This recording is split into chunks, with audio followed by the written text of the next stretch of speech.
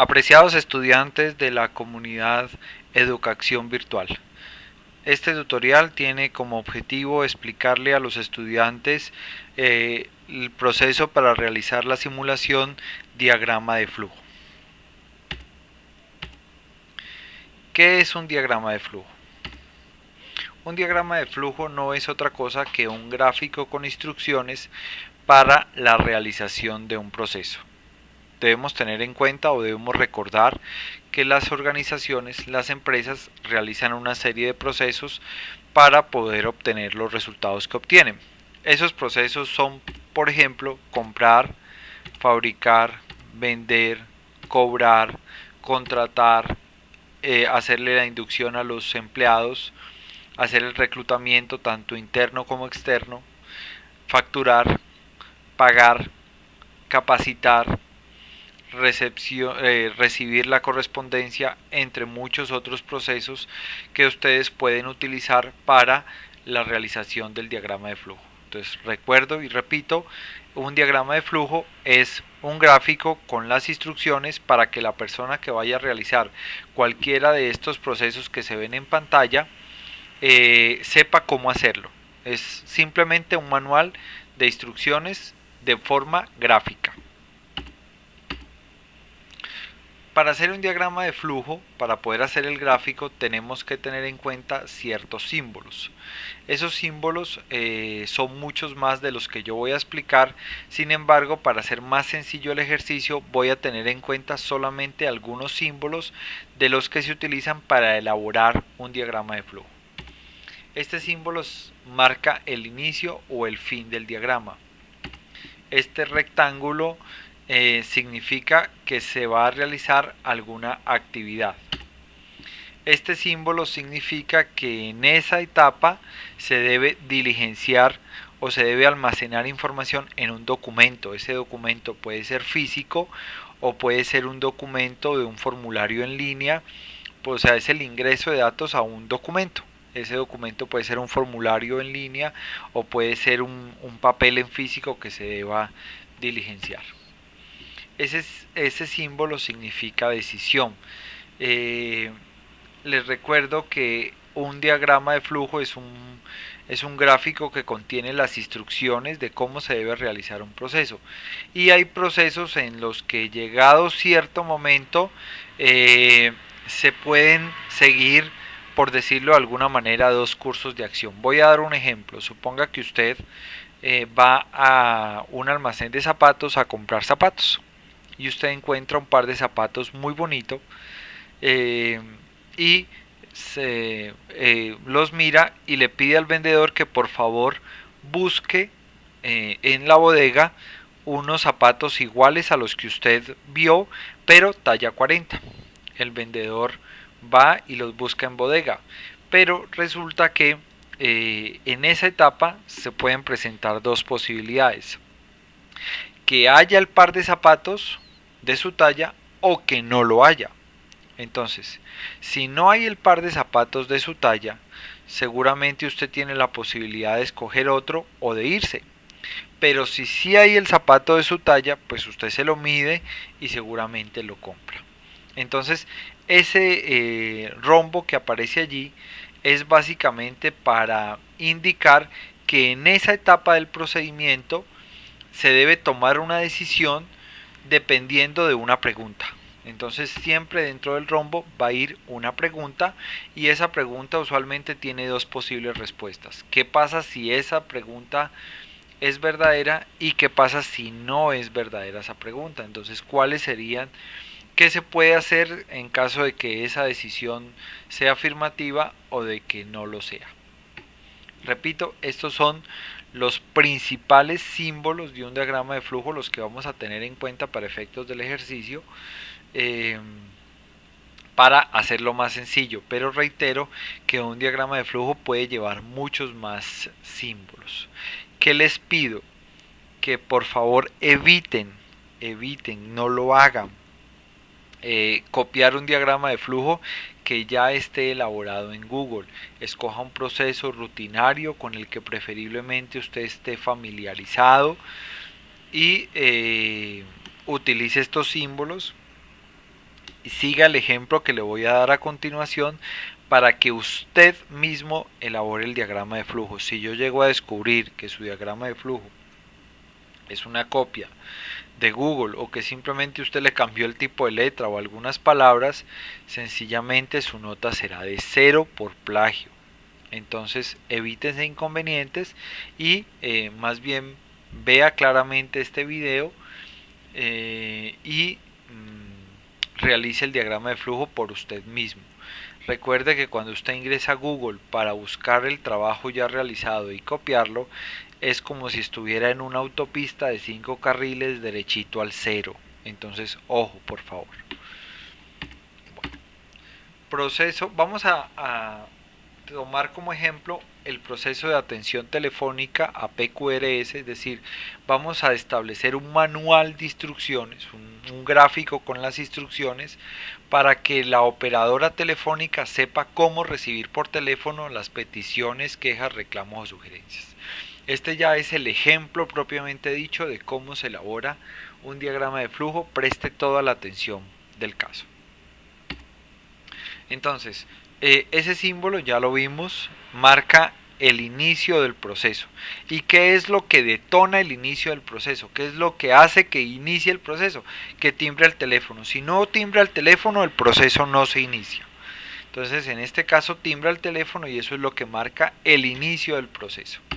¿Qué es lo primero que debe hacer la operadora? Señora operadora, conteste la llamada según el guión establecido. Hay empresas muy organizadas que establecen un guión para sus operadoras telefónicas para que siempre contesten de la misma manera.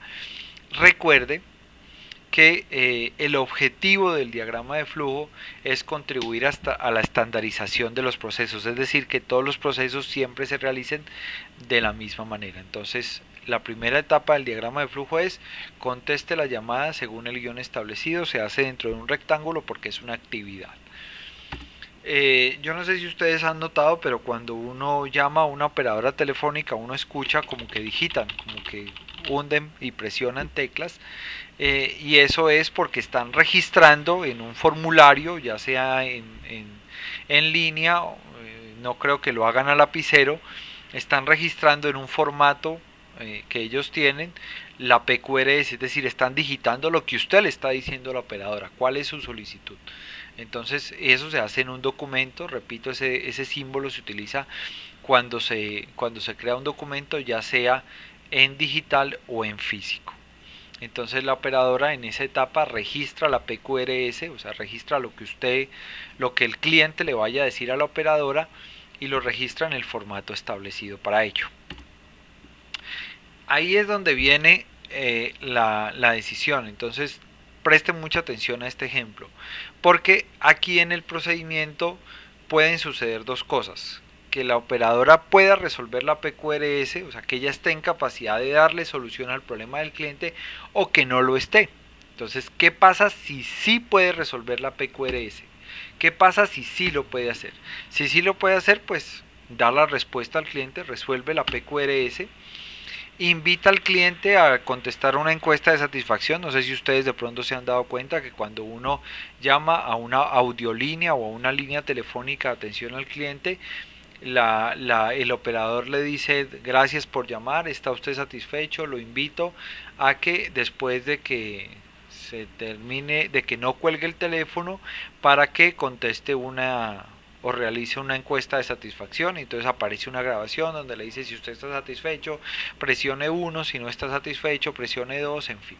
Entonces, según este procedimiento, según este diagrama de flujo, entonces la operadora tiene que invitar al cliente a contestarle una encuesta de satisfacción y por último colgar el teléfono.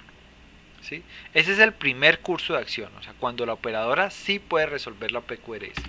Pero ¿qué pasa si la operadora no puede resolver la PQRS? ¿Qué sucede en ese caso?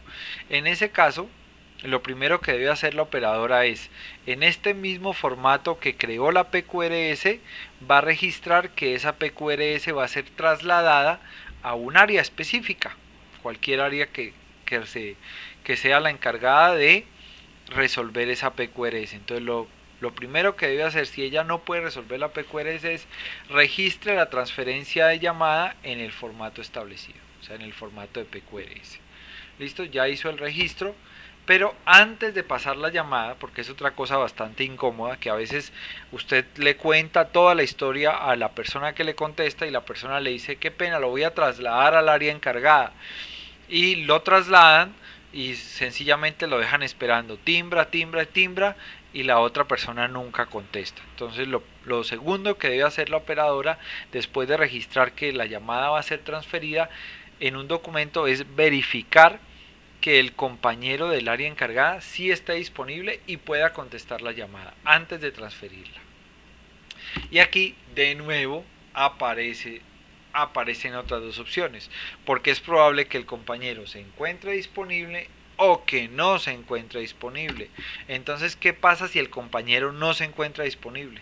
La operadora no puede resolver la PQRS, entonces registra en el formato que va a transferir la llamada, verifica que el compañero del área encargada esté, pero el compañero que debe resolver la PQRS no está disponible. Entonces, ¿qué debe hacer ella? Pues le informa al cliente que la persona encargada no está disponible, pero que la llamada le será devuelta a la mayor brevedad posible. Y cuelga la llamada. Pero, ¿qué sucede si el compañero que debe resolver la PQRS sí está disponible? Entonces, otra cosa que es bastante incómoda, uno llama a una línea telefónica, le contestan, uno cuenta toda la historia, luego de que ha contado toda la historia, la operadora le dice a uno lo voy a transferir al área encargada y en el área encargada vuelven y le preguntan a uno qué se le ofrece y tiene que volver a contar uno la historia, y así puede suceder 2 y 3 veces y hasta más. Entonces, señora operadora, antes de transferir la llamada, infórmele a su compañero en qué consiste la solicitud del cliente, en qué consiste la PQRS del cliente. Luego de que ya el compañero de la operadora está informado de qué es lo que quiere el cliente, ahora sí transfiérale la llamada y cuelgue el teléfono, porque ahí ya empieza el proceso, pero para el otro compañero. Eso es un diagrama de flujo y así se construye. Importante, todos los diagramas de flujo deben implicar un registro en algún formato o en algún documento, porque todos los procesos implican el manejo documental. Esa es una de las bases de los sistemas de gestión de calidad. Pero no todos los procesos implican este símbolo de decisión. Hay procesos que son muy lineales en los cuales no hay que tomar decisión. Cuando utiliza este símbolo es porque adentro va una pregunta y esa pregunta tiene dos posibles respuestas y cada respuesta implica unos pasos diferentes. Bueno, espero que este ejemplo pues sirva para la elaboración de su trabajo. Obviamente ningún estudiante va a poder tomar el proceso de atención telefónica PQRS para realizarlo, porque lo que haría sería simplemente copiar lo que el profesor ha planteado en este material. Entonces evite hacerlo. En concreto, ¿qué hay que hacer? Entonces, primera etapa, elija un proceso rutinario y que sea conocido para usted. Elija un proceso. Compra, venta, facturación, cobro, recaudo, almacenamiento, bueno, en fin, nómina, algún proceso que sea rutinario en una empresa. No me vaya a escoger estudio de mercado, porque cada cuánto la empresa hace un estudio de mercado. Lanzamiento de un nuevo producto, cada cuánto la empresa hace un lanzamiento de un nuevo producto. Entonces escoja procesos muy rutinarios, muy específicos, ojalá de su entorno laboral para que usted esté familiarizado, ojalá sea un proceso que esté a su cargo si es que usted en este momento se encuentra laborando. Segundo, construya el diagrama de flujo para este proceso teniendo en cuenta el ejemplo que acabo de explicar. Tercero, guarde su diagrama de flujo como una imagen, ya sea en formato .png o .jpg, y suba la imagen en el cuestionario correspondiente según las instrucciones de este video. Entonces voy a explicar cómo cómo va a presentar su trabajo en la plataforma de educación virtual.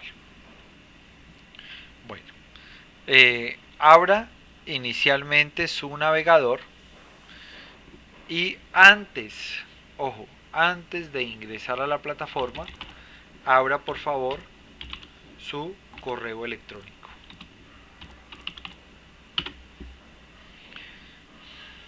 De Gmail. Entonces abra su correo electrónico.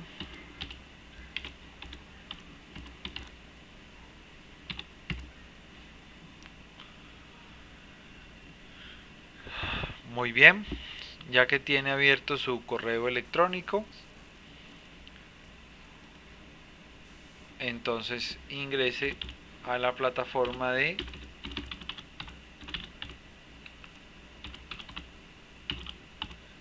educacionvirtual.weebly.com.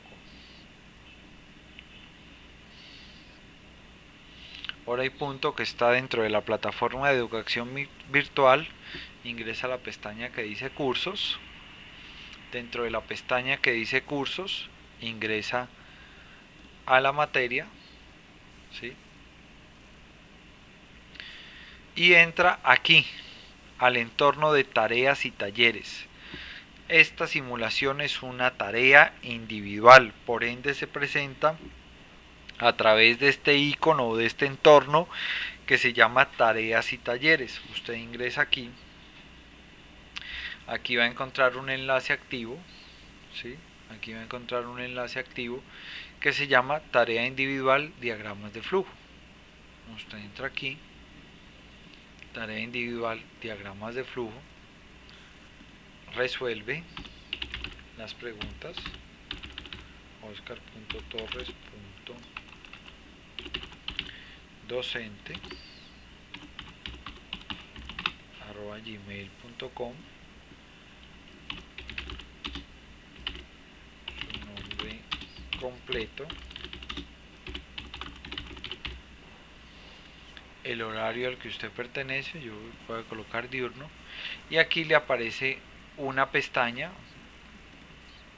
Prefiera decirle envíeme copia de mi respuesta para que a usted también le llegue una copia de que su correo, o sea, de que su trabajo ha sido presentado, y aquí suba el archivo. Entonces le doy añadir archivo. Yo previamente, ¿sí? Seleccionar archivos del equipo. Entonces yo previamente tengo mi imagen guardada aquí en la unidad F. Aquí está,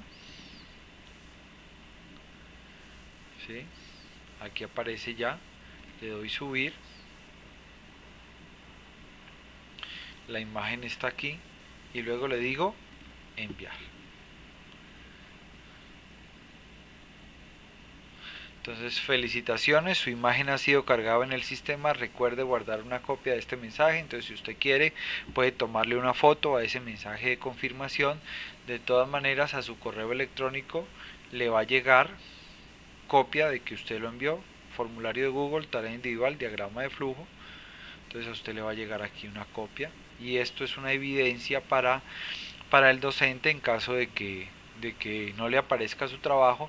Esa es la evidencia de que efectivamente usted presentó la tarea.